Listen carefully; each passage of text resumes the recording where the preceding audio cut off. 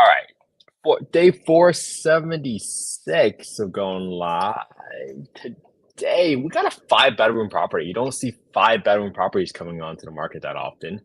So this is going to be a really good comp, right? But ooh, you look at the price, it's being listed for 105 grand for a 1700 square foot home. And this isn't the most terrible. I mean, it's fairly decent. Could you do some better stuff with the walls and repaint it? Yeah. And the paneling is kind of like rusted. You probably refinish the floors. This is a dated kitchen. I mean, dated bathroom. Average kitchen at best. Not that much cabinet space, so you really would hope for more cabinet space for a 5 bedroom property because especially if you're looking for Section 8 vouchers or Section 8 tenants with the voucher size that big, chances are they have a lot more kids and you're gonna need a lot more cabinet space. So just something to be aware of there. All right.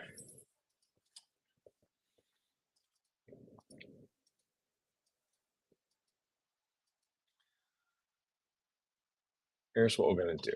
If you've been following what we've been doing, is we've been tracking properties that have been sold for the last 12 months by zip code, by area, by zip code, right? Bed bath count, square footage, year built, all the basic property data points that you typically want to use for your property. And then we also decided to pick apart, okay, great. What was sold in the last 3 months? And now we're tracking what our properties coming onto the market for because we're looking to stay on top of what is happening in the market. And the reason we're doing that is because we want to make sure if we're using the BRRRR strategy, what's the BRRRR strategy, right? The BRRRR strategy stands for buy, rehab, rent, refinance, and repeat. And that allows you to essentially, let's use an example. Let's say you buy a home for 20 grand, $20,000, and you are able to renovate the property for 50 grand. So you're all in at $70,000, but now you're able to make the home worth $100,000. You just created $30,000 equity. So now you can go get a debt service coverage ratio loan for 70% of the home's value. And now you can take back out that capital that you originally invested in the form of loan proceeds, right? Because 70% of 100 grand, the value of the home, is $70,000. So now you can take the same $70,000 and rent and repeat and use it towards the next deal. And that's what makes this strategy so scalable because you okay? You okay, Soleil? 1 second.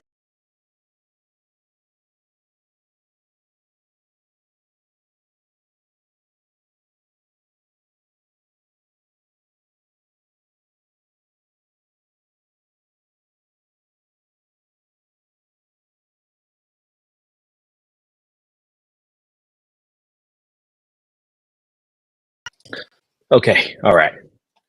Thanks for your patience, everybody. So now, when you are able to take back out all your capital that you invest in the deal, that's a lot faster, right? Because what's the alternative?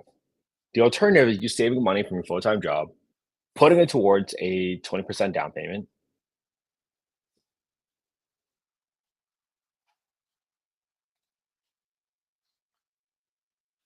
buying a first property, hoping it cash flows or appreciates, and saving up money all over again for the next 20 or 25% down payment. And that can be really slow, right? I'm not saying you can't be successful doing that. Lots of people are successful doing that. It's just the BRRRR strategy is more reputable because it allows people to scale a lot faster using the same pile of cash. Okay.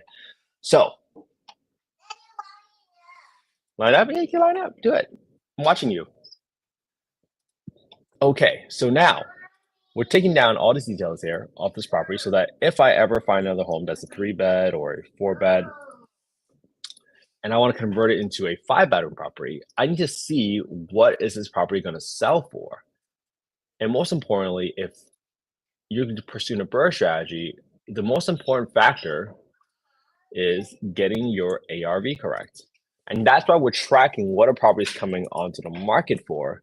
Because if you don't, and you see what's happening in the market, you could run astray and essentially not get the ARV that you were originally targeting.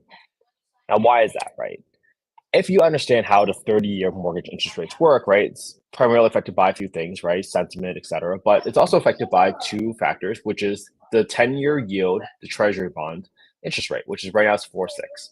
And if you look at the last 12 months, right, it peaked at like 4.7, 4.9, and it went back up to 4.8 literally just 5 days ago. But it also went down to the lows of 3.6. Now, in the last 12 months, you saw interest rates go as high as 8%. And that's because the spread was as high as 3%. But now, historically, the spread has between 1.5% to 2%. It went as high as 3%. So now that it's narrowed back to historical averages, now you're seeing interest rates closer to the sevens, right? And that makes a huge difference for affordability because obviously the higher your interest rate, the higher your monthly payment. So that's why we want to track what's going on in the market, because if you're buying a property right now to BRRRR and rates stay elevated for this amount of period for the next 3 months, and you're looking to refinance in 3 months, but you did your ARV estimate through sold comps in like October, November when rates were a lot lower, right? You might be significantly overestimating your ARV, your active repair value, and that will result in you not getting back out all your capital in the form of a perfect BRRRR. Okay, so that's why we're tracking all these factors. Okay, so now the next thing we want to do is, now that I got all these details in here, I want to just put down other factors and just note to myself the comments. Now, what division or subdivision is in? I can probably just do that just by zooming out, and this is in Arlington West End. I just look for the closest thing on Google Maps where it specifies the neighborhood, Arlington West End. Arlington West End. Okay, and now average kitchen, average bathroom, could use a paint job, and flooring needs to be completely refinished or replaced with new LPP.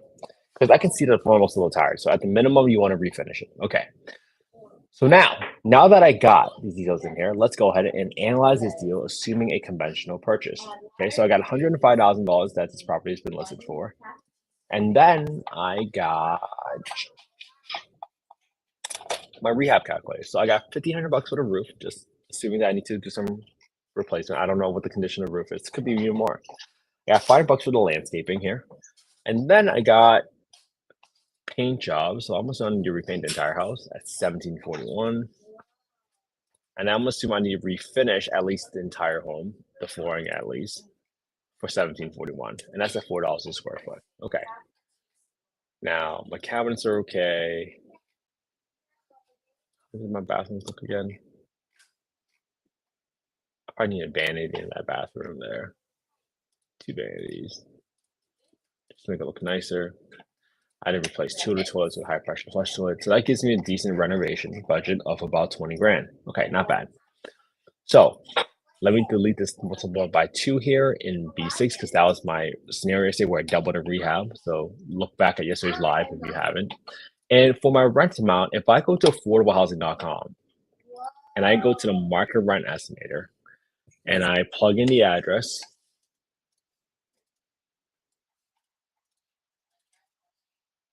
right, market rent estimator, I plug in the bedroom count, I can see that the average rent here for 25 units within a 7-mile radius is $2.99. Now, I've been looking at this market for a really long time, so that to me is a little high, and 7-mile radius is a very, very big radius. So what I decided to do is go into Zillow and show you how I look at comps for rental properties, because this is my first sniff test, right? If it seems too high or too low, then I want to do a little bit additional checks. If I go to Zillow and I look up properties for rent, and I look at 5-bedroom plus properties only for single family homes, I can see that there are a couple of properties that jumped up, right? Arlington West End is right here. And I can see that this property, which is a 5-bed, 1-bath, which is similar to what we have, for $1,298, so similar square footage. We have extra half bath, those for $1,500. This property has been on the market for 35 days with only 3 contacts. So this tells me that this property is either overpriced, right? Because typically I would want to see, for every day on Zillow, I would want to see 1 contact. If I don't see that, then chances are this is not in a very high demand market, or there's not that many people with 5-bedroom properties, but this is really, really low. So there's just barely any traction here on this property. So for me, I don't want to assume that I can get $1,500 for this property. This is a 5-bed, 3-bath, 1,373 square feet, and they're only charging $1,400. They've been on the market for 17 days and they have 15 contacts. Okay, that seems a little bit more in line with what I'm looking for. So I have a little bit more confidence at 1,400. So this property is 5.2, maybe a little bit half-bath more, 1,700, 36 days, 6 contacts. So I believe that this home is not getting any traction at $1,700. So I'm not going to go for 1,700, to be honest with you. I probably go for 1,450 max. That's my best case scenario based on what I've seen here in those comps that I see near this area. Okay. Again, these are probably very different markets. This probably gives me the highest confidence, and that home is the closest one to our home, which is right next to Arlington West End that we documented earlier. So I'll use 1,450 for this property as a rental estimate. Obviously, you can adjust up and downwards the rent later and decide what purchase price you'd be willing to pay for the property, given what you estimate the rent to be. So now, if I go and I update my property tax number based on what's in the payment calculator on Redfin, it says that property tax is $92. Great, put that in there. And then it says that the homeowner insurance is 81, so I'll do equals 81, and I'm going to add a 20% premium to it by multiplying by 1.2. And again, I'm assuming that this 81 is for a property that is a primary residence property. And if I'm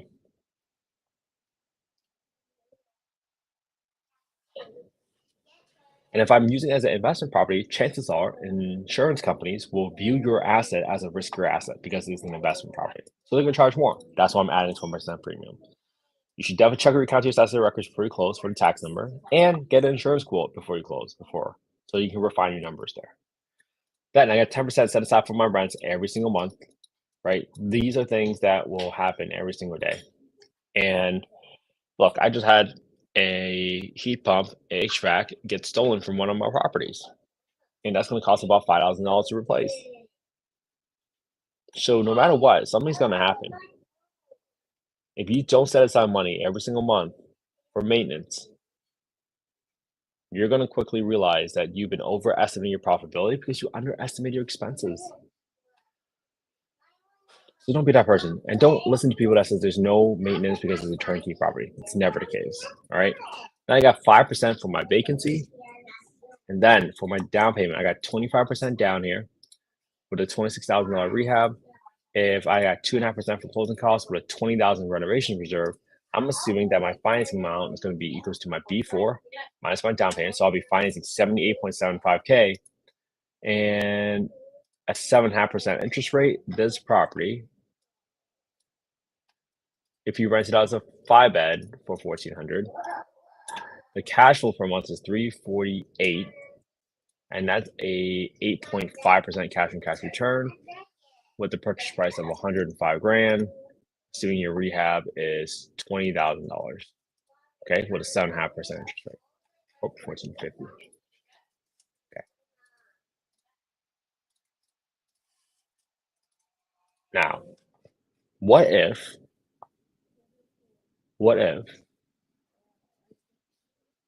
I'm not going to increase your rent because you can do that. What if your rehab doubled, right? You go into the home and you realize, like, oh, the electrical needs to get done, the plumbing needs to get redone. It's such an old home. It's not a doubles. Do you panic? No. Now you just go back to your original target and say, hey, if I'm looking to target a 10% cash on cash return, right? You saw that the cash on cash return just dropped from 8.5 to 6 when I doubled my rehab.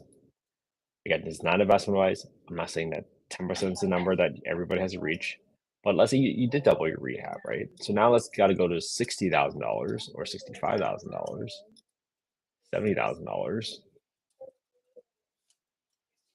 23, 75. Cool. So my max price, if my rehab doubled to 40 grand, I would not want to pay anything more than $75,000 to achieve a target return of 9 or 10%. Okay. Because now I can cash flow 505 a month, 25% down with a 7.5% interest rate. Okay. So these are the factors that you got to consider and what neighborhood it's in, right? So let's say you've been paying attention to the 10-year yield that we talked about, and our interest rates dropped to 1.5 from 7.5 to 6%. Now you're able to see that your cash on cash return just jumped a little bit more, but and your cash on deposit rehab is so high, you only saw a 1 point increase. So now instead of 75 grand, you might say, hey, because interest rates dropped to 6%, I'm now $2,000. So you're able to pay $7,000 more, assuming every circumstance when the price scenario is true, right? 6%, except your interest rate dropped 1.5 points. Your rehab is still $40,000. Your gross rent is $1,450, and now your cash flow per month is $530, and that will yield you a 10.1% cash on cash return. So hopefully this was helpful, right? You don't see 5-bedroom properties come on the market that often, so I like to just note that down really fast and understand what's going on in the market, okay? Because this is how you keep a pulse on the market, especially with what properties are coming onto the market, all right? So next thing I want to do is, if you guys want a copy of the spreadsheet, go to affordablehousing.io, not .com, go to affordablehousing.io, go get a deal analysis tool. I didn't make the spreadsheet from scratch. I got it from a few other folks. I modified, I tweaked it so that I can analyze deals as fast as possible so that I can figure out where this property is worth my time. And my goal is for you to analyze the same deal I analyzed today using the same spreadsheet and put it on your own YouTube channel. Because at some point, someone's going to ask you, hey, why do you think that this is a deal? Well, then you can say, I know this deal because I've been looking at properties for the past 476 days. Might that give you some comments that you know what you're doing? I certainly hope so. All right. Have an amazing Saturday, everybody. I hope you spent some quality time with your family and friends today. And if you have not seen our latest podcast, was Daisy Sebastian. She's such a go-getter. She's great at leasing out properties. She's in the Birmingham market, and she tells you exactly all the top in-demand markets in Alabama, right? We're giving you so much value. All I ask is that if you could leave a 5-star review on Apple or Spotify, I would so appreciate it. If you share the podcast episode with any other folks, I would really appreciate it. Thank you so much for supporting affordable housing. Without people like you, I'll never had the home I grew up in. Thank you so much. I appreciate you all. Have an amazing Saturday. I'll see y'all tomorrow, day 477.